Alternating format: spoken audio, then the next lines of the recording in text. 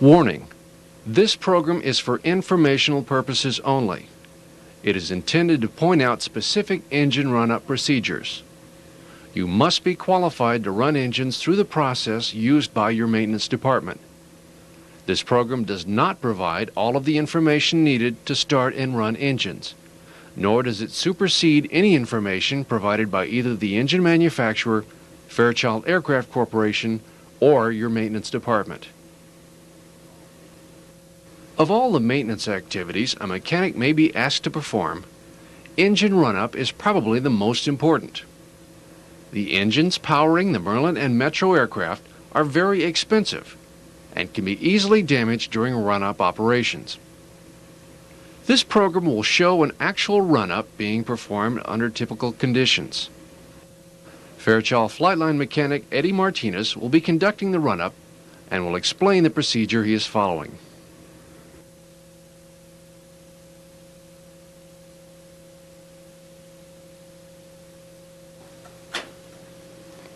Getting out to the airplane, first thing I want to do is check the oil level, sure we have adequate level. Then I want to check the ramp around the airplane, looking for FOD.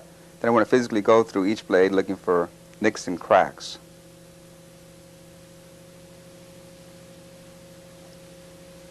Afterwards, you want to look in the intake to assure there's no FOD in there.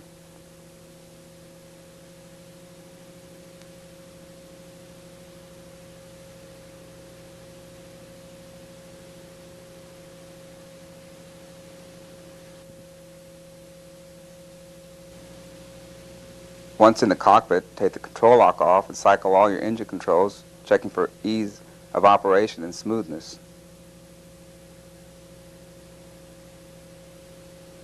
You want to make sure your gear selector's in the down position before you put batteries on. Then you want to check circuit breakers, bleed air switches. Make sure they're in the normal position. After putting batteries on, you want to do a pressure test on your enunciator panel. Make sure you have all your lights. Then you do your fire warning system. And look at your engine instruments, make sure they're all in normal position, and do a pressure test on your gear indicator.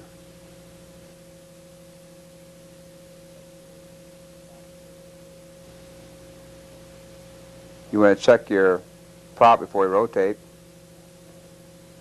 On start, you want to have your one hand on the emergency stop and feather in case anything goes wrong.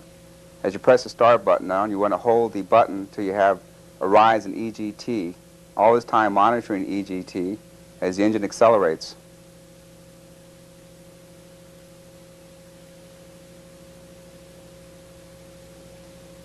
I guess the two most important things here as the engine accelerates is monitoring EGT and oil pressure.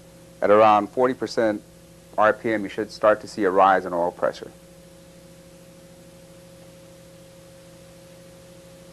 On start, you want to have your power lever, I like to have it forward of the gate to assure you that you're away from reverse and you won't go off the locks, especially if you're going to be doing engine checks where it requires you to be on the locks. After it accelerates, you might want to pull your power lever back a little bit to get away from the higher RPM since your oil temperature is kind of cool.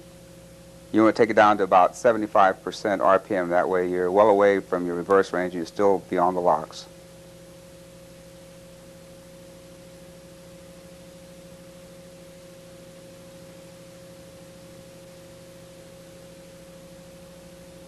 You notice your RPM really jumps when you start getting fuel and they're on start. At this point you want to watch your EGT and you'll watch how your automatic function of your computer is holding your EGT temp around 690 plus or minus 5. You can see your EGT pulsate as you get your SPR function of the computer.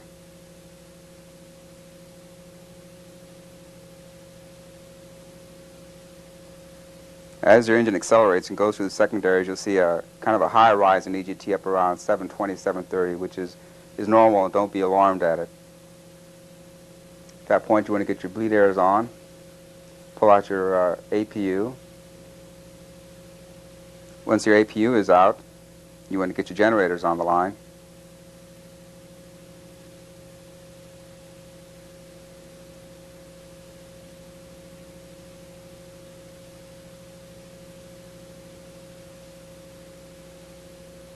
You want to select generators. As you put the generator on, you want to look for your voltage increase and an amp rise and make sure you get your generator light and your AN panel out.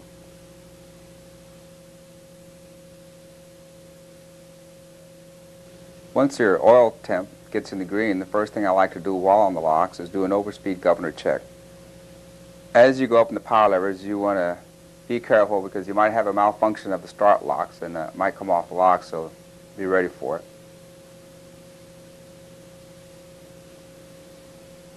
Next thing I want to do while on the locks is check your flight idle flats. What I do is take one power lever up at a time, and what I'm looking at is the fuel flow, looking for a rise in fuel flow. Then I leave the power levers and check them where they lie. Then I go back to see how the flat straddles the gate. You want to have the same amount forward and aft of the gate. Same amount of travel.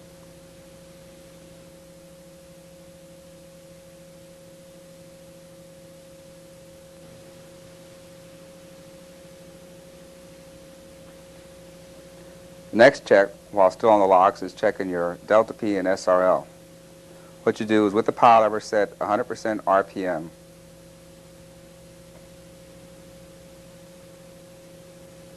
What you'll do is you'll look at your EGT monitoring the temperature and go to delta P off. You should see a rise, slight rise in EGT of about 5 degrees. Next check is the SRL off. What you do is look for about a 50-degree drop in EGT. Also at this point you want to look at your AN panel. You should get an SRL off light as you select off on the SRL switch.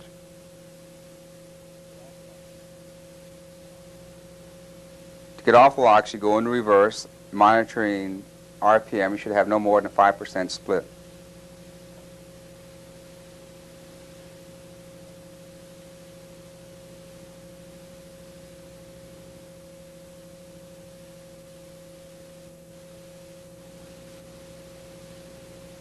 Next check is checking your overspeed governor high, pushing speed levers forward, monitoring EGT. Underspeed governor high. You want to pull your speed levers back rapidly to assure that you won't have a flame out.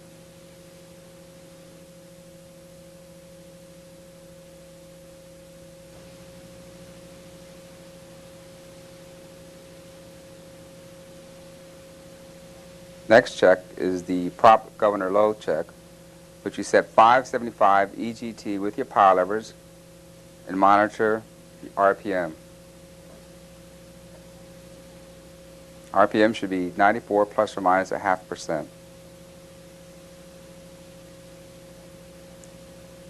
Also, prop governor low is a good NTS function. Should monitor the RPM with no drooping or lagging in RPM.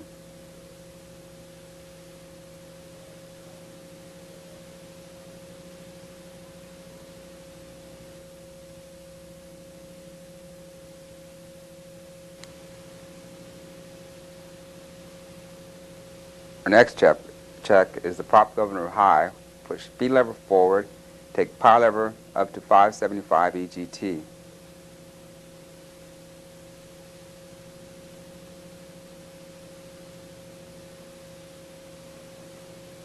We'll be looking at RPM someplace between 99.5 and 101. An ideal RPM is about 100.3.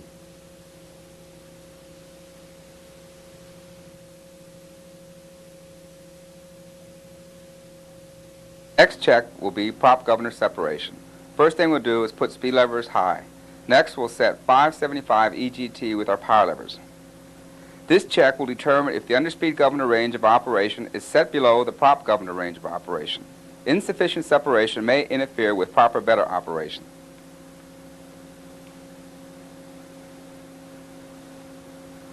After setting 575 EGT with the power levers, we'll pull the speed levers back to an engine RPM of 96%.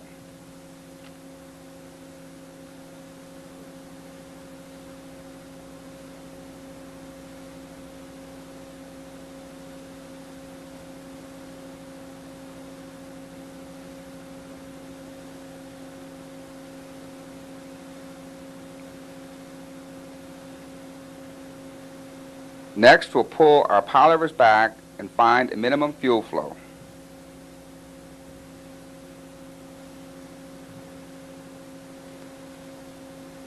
At this point, engine RPM must stabilize at 93.5% or less.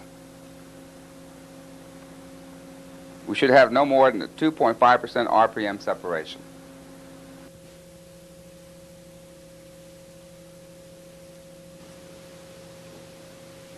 Next thing we want to look at is our beta switch operation. At this point, we should have a beta light. If not, we can advance our speed levers up to 85%. We should have a beta light before 85%.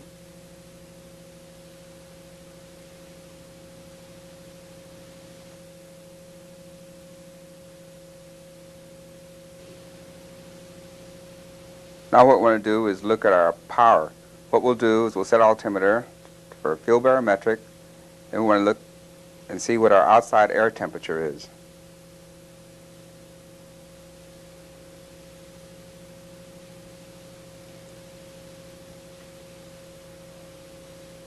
Using our chart, we'll look and see what the torque for the day will be.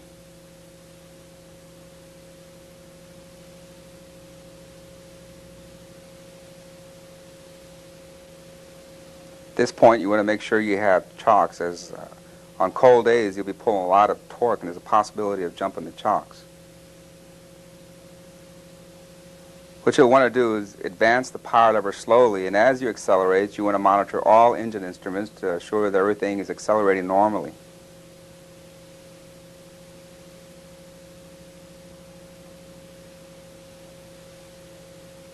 As you advance, it's a good idea as you go through the different EGT temps to look at your different governors once again.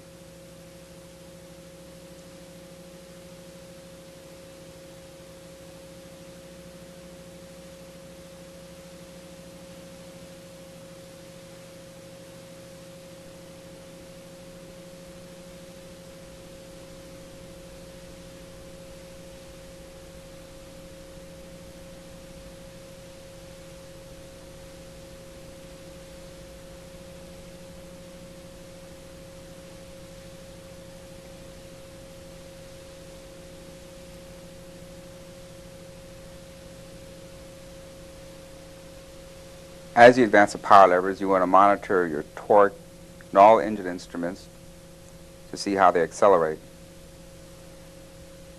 Today's torque is about 79%.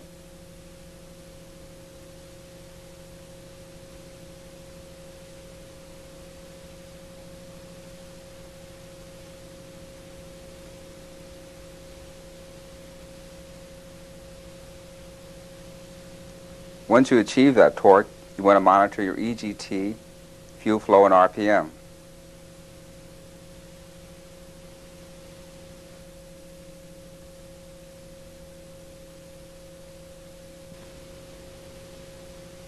Okay, our next check is going to be a temp limiter check, or in effect what we're looking at is our fuel bypass valves. What we'll do is push speed levers forward and set 350 fuel flow with our power levers. What we'll be doing is monitoring your bypass light and the amount of fuel bypassed by the valve itself. So what you do is you'll select temp limit check on the left, and you'll watch your bypass light come on, and you should drop approximately 90 pounds of fuel.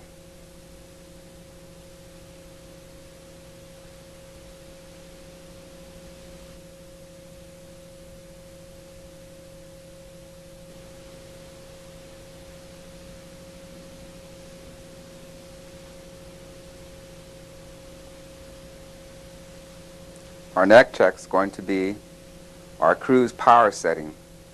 What we'll do is take speed levers up and push our power levers up to around 500 EGT, then pull our speed levers back to cruise RPM, which is 97.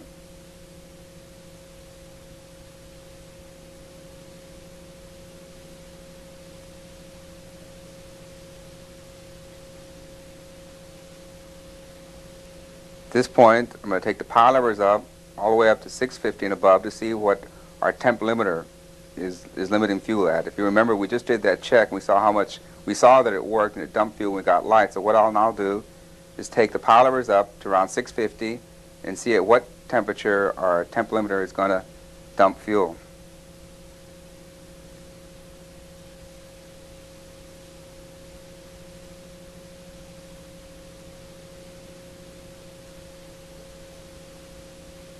A good temperature for our temp limiter to be set is about 652.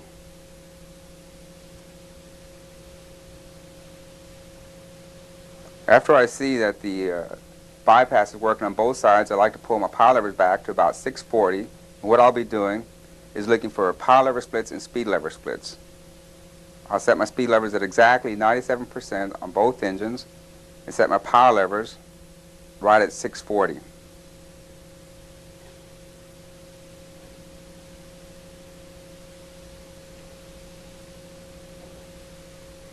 This is a good time to check your rigging to see how your left and right engines are tracked compared to each other. At that point, you look at your engine instruments and you'll see that all indications are pretty well matched up. Your power levers are tracking right and your speed levers are right.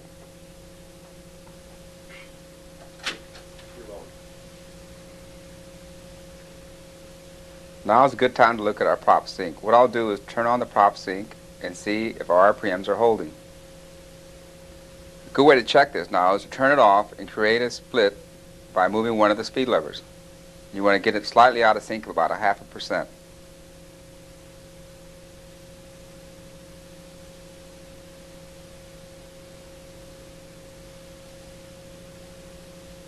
Now I'll turn the prop sync back on, and the sync should drive the RPM up and they should match once again.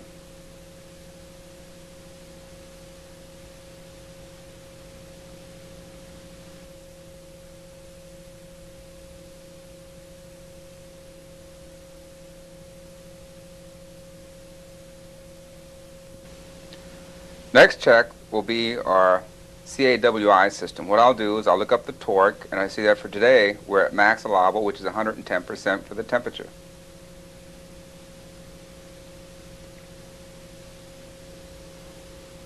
Once again, we'll be pulling a lot of torque, so you want to make sure that the area in front of you and in back of you is clear and you have some chalk set.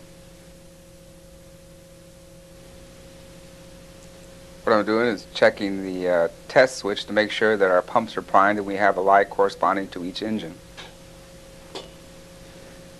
Now what I'll do is I'll put speed levers high and move the power levers and set about 30% torque, and I'll fire the AWI to make sure that I get a torque rise and the bleed arrow shuts off.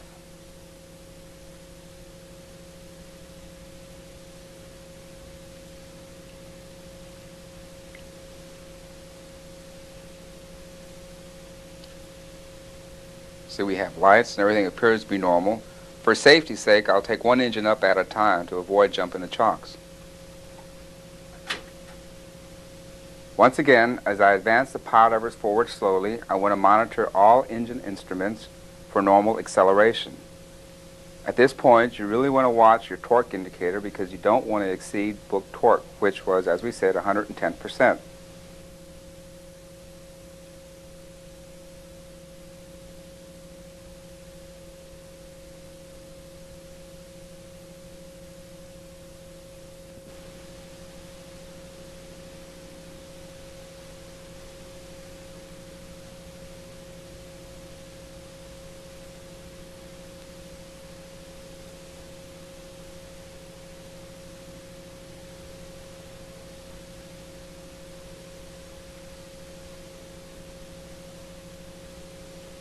Okay, our next check will be an engine out. What I'll do is pull the temp limited circuit breaker on the left side.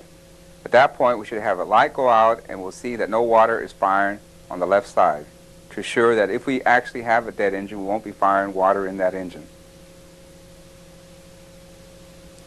Our next check will be our 90% switch. As I pull the speed levers past 90%, we'll watch that our corresponding pump will go out for that engine.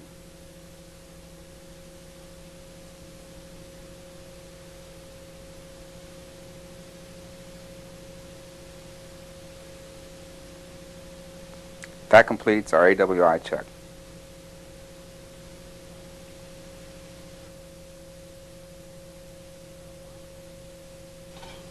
Now our final check will be reverse high. What I'll do is put the speed levers forward, go sharply into reverse, looking for a torque split. Max allowable is 4%. I'll release the power levers, and you want to ensure that the power levers go someplace close to ground idle to assure that we're out of reverse blade angle.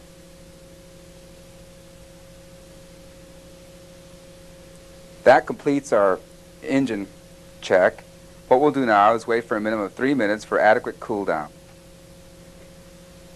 During the 3-minute cool down, observe all engine instruments looking for obvious signs that neither engine is still in reverse. The instruments will verify that both engines are set at a true ground idle.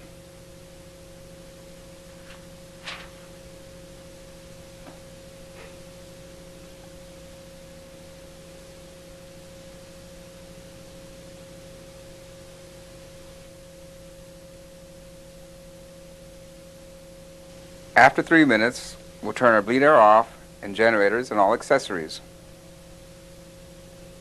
We'll press the stop buttons and we'll note a rise in RPM, which tells us that our EPA fired. At approximately 55%, we'll go hard into reverse to assure that our props get on the start locks, and we'll hold it to about less than 10%.